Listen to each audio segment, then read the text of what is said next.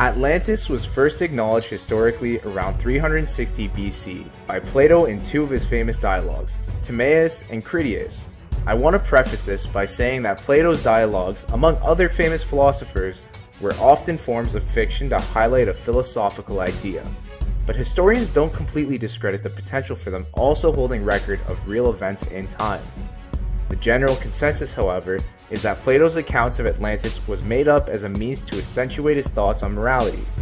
He described Atlantis as a wealthy, militant, and materialistic land that was struck down by the gods for their ill path through life, very different than the utopia that was alleged to be.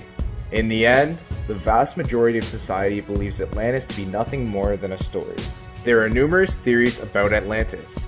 An earthquake causing it to sink into the ocean, the Great Flood that was referenced in religious texts, and volcanic eruptions are just a few of these theories.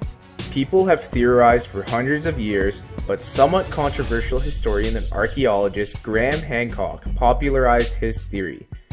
Regarding Atlantis, he references Plato as well.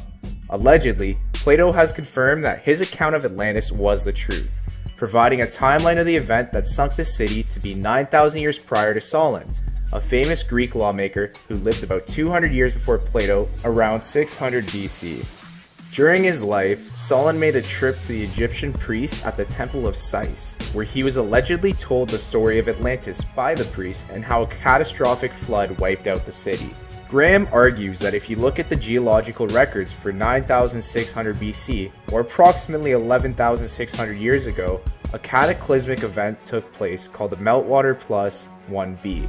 This is due to a massive rise in sea level as ice sheets from all over the world crumbled into the ocean. Although he does not outright state he believes Atlantis truly existed, he believes that the coinciding timeline of these events should be further analyzed. So, what do you guys think? Is Atlantis truly a lost city, or is it a fable that stood the test of time? Let us know in the comments.